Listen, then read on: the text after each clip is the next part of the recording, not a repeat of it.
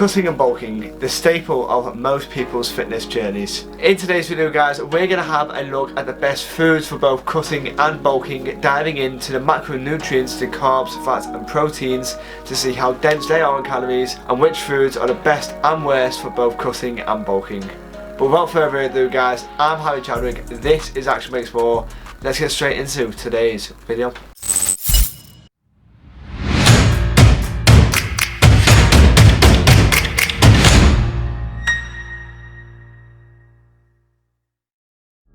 Guys, for more great content from myself, don't forget to hit that subscribe button and ring that notification bell. This way you will be notified when I upload a video every single Friday at 6 PM.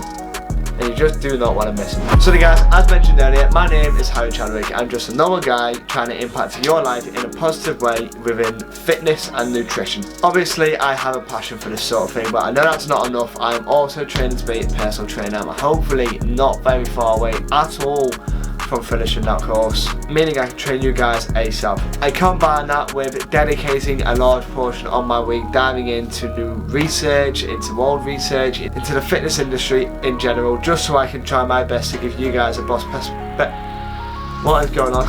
Just so I can try my best to give you guys the best possible up-to-date information I can in order to make an actual impact on your lives. If this video actually turns out to be valuable for you, just do me a massive favour and drop a like on the video. It helps me out massively and allows other people to see the video. But now we've got that little intro out the way, let's get straight into the best and worst foods to be eating whilst you are on a cut or a bulk. So guys, first things first, and on screen now you should have 3 different graphs. We have carbs, proteins and fats.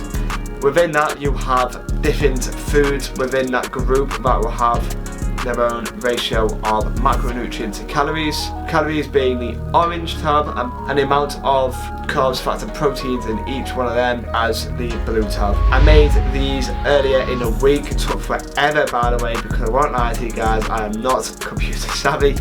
Therefore it was a bit difficult, but we figured it out and we learn from the process.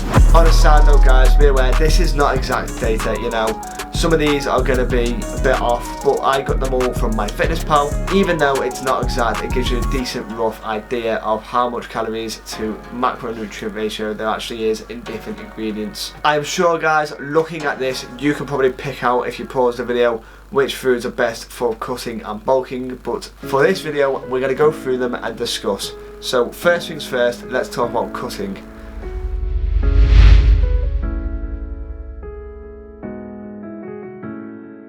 When it comes to cutting guys, I still want to have good carbs and reduce that slowly.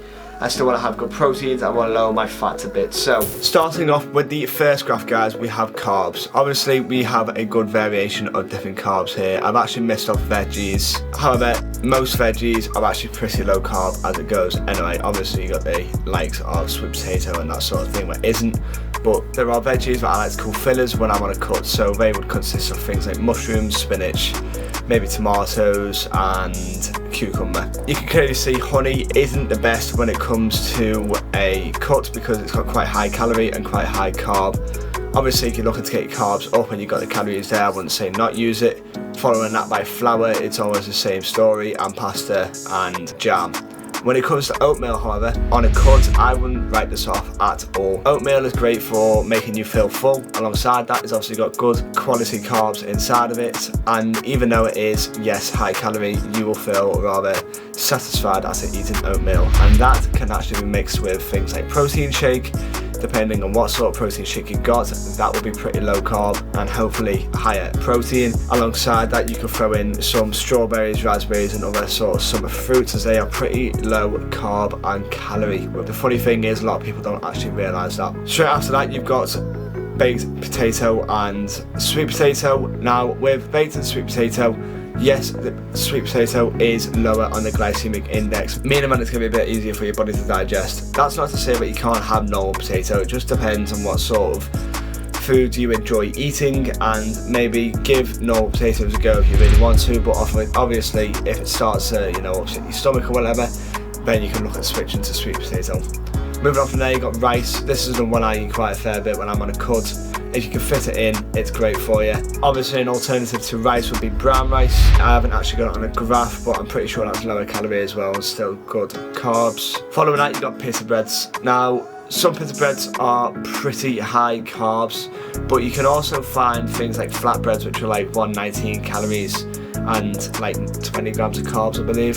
So they are pretty good as well. Following that, obviously you got bread, wholemeal bread, and it's the same with the potato, sweet potato sort of thing. Wholemeal bread is more organic. White bread is usually full of fillers, flour and starch and all that sort of thing. And obviously following that, you got strawberries and raspberries. Great fillers, as I say, with oatmeal. So from here, guys, in the summary of carbs, I would say the best carbs to be eating whilst on a cut for this video and on this graph is your oatmeal, your veggies, your fruits, maybe your sweet potato, maybe some rice in there, and your wholemeal bread. Again, if you didn't watch my last video, I discussed that you can pretty much eat anything as long as it fits in your calories, so play around with it, whatever works for yourself. Personally, what I would do. Moving on, we have fats. Now straight away you can see that the oily fats are the most high calorie, things like coconut oil and olive oil, also quite high fat content in them as well. However, that's not to say they're bad for you, because in good amounts they are very good for you. They have many health benefits. Same with nuts. Nuts are pretty high calorie, so when you're bulking, that would be a better alternative. But when cutting, you want to kind of obviously fit them into your diet, but within moderation. When you're looking to cut, I would say fats, straight away, you're best at looking at eggs. I've not actually got eggs on there. High fat, but it's good HDL fat, high density lipoprotein, meaning that it's supposedly better for your cholesterol. I put a few naughty ones in there, like fries, obviously just to give you a good idea, but clearly they have quite a fair bit of calories in them, and I'm not sure if this tracker was a bit wrong, but they probably have a bit more fat content in that as well. The reason it's so high calorie because you got more carbs in there. Alongside that, I also threw chocolate on there because people don't realise that chocolate isn't just sugar, there is fat in there as well. So being careful of that is very important, and it goes with dark chocolate as well. Dark chocolate is also pretty high in fat and high calorie, even though a lot of people say it's good for you. I believe it is actually better for you in some ways, but when on a cut, it's pretty high calorie. The fats I would usually go for things like salmon, oily fish. Oily fish is full of really good fats alongside eggs. When trying to fill my fats whilst I'm cutting, not that it's usually an issue, but I'll try my best to get my fats on my eggs, maybe some coconut oil and some oily fish. From there, we're moving on down into protein. Guys, looking straight at that graph, you can see that tuna steak, with the data we have here, is obviously the best. It's got high protein and low calorie. That for a cut is exactly what you need. It's an absolute win. Gives you a bit more space to play around with the other ingredients. However, moving on from there, you've obviously got sirloin steak. This again is a great food for protein. However, when it comes to cutting, it's pretty high calorie and sometimes hard to track unless you buy it pre-packaged rather than from a butcher. From there, you got chicken thigh. Now, I've not actually put it in the notes, but chicken thigh with the skin on, so it's going to be high calorie. Still good protein, but for a cut, it's not ideal. From there, you got sardines in water. Again, pretty high calorie and still good protein, but on a cut, it's not going to be ideal again. Chicken breast, obviously low calorie, good protein. There's not much difference between the protein here. I think they're all around 25 to 20 grams, so obviously you're looking at the calories. Chicken breast is a winner alongside tuna steak. And then you got your turkey breast, which I actually thought would be a bit lower calorie, but 150, 160 calories isn't bad at all. You can fit that in and make it work. So turkey breast isn't a bad one. And following that, you got minced meat at 5%. Now you can even get lower than that, I believe, but again, still a good one. Low calorie, good protein. On a cut, guys, I would say for proteins, you're going to be looking at tuna steaks, chicken breast, turkey breast and mincemeat from this graph. Obviously there's many more alternatives out there. That's just a few for you guys. Guys, do me a favour, go and comment down below telling me if you find it hard to eat in a surplus sometimes and what you usually combine in order to up your calories for the day.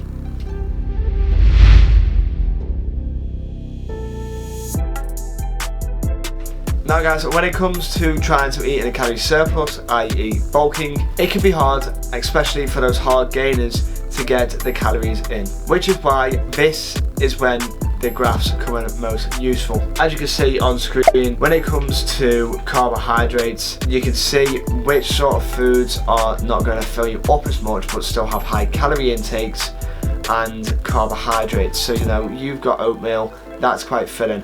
you have 100 grams of oatmeal and you put in some strawberries and raspberries, whichever, be careful with that because it will fill you up still. But you can throw in honey. That's going to up your carbs, which is the macronutrient you want to be upping whilst on a bulk. You can be upping carbs without even being that full. Alongside that, you can even put peanut butter in there, which obviously is going to have a bit of carbs, fat and protein in there. I hope that shows you what sort of foods are best calories and macros wise when it comes to bulking. You know, it's a great idea to combine your foods. Say you have a piece of wholemeal toast, you can put jam on there. You know, obviously you can see it's quite high calorie and that's not going to fill you up too much, and you can also add honey on, and before you know it, you've changed a 70 odd calorie meal into a 300 to 400 calorie meal without even adding much to it. No, same goes for fats, guys. You know, say you're cooking up some eggs, you can either add butter into them eggs, you can put a bit of olive oil on the pan. Things like olive oil and coconut oil are great for upping the calories, and also if you track how many fats you're actually eating, they're not bad for you, they're good for you. Same goes protein, guys. If you're on a bulk and you find it hard to eat protein for whatever reason, you can clearly see which proteins have the highest amount of calories in them. Sirloin steak followed by chicken thighs are obviously the best. Chicken thighs with the skin on, that is, by the way. And really, guys, it's just about making smarter decisions when it comes to choosing what you're going to eat. Guys, it's important to remember that everyone's body is different. Some foods will work for you, some foods won't work for you. It's just the way your body digests it and deals with the different vitamins and minerals and bacteria that are in that food. For that reason, I believe it's important to make sure that you actually become a bit more self-aware and think about how you actually feel after eating a meal an hour or two after. Do you feel like you've got energy? Do you feel sluggish? Do you feel like you can't be bothered? You know what I mean? So guys, now we discuss what foods are best and what foods are worst whilst on a cut and a bulk. If you missed my last video, I'll put it on screen now. I highly recommend checking it out. I know it can be genuinely helpful for some of you guys out there, putting you in the pilot seat in control of your diet and eating habits. There will be a link down below as well for anybody who just wants to check it out after the video. Guys, hit me up on my Instagram or comment down below if you have any further questions. I'll be more than happy to help. Check out my other videos on screen now. Don't forget to subscribe, like and ring that notification bell for future videos. Don't forget to have a sick weekend though, guys, and with that said, peace.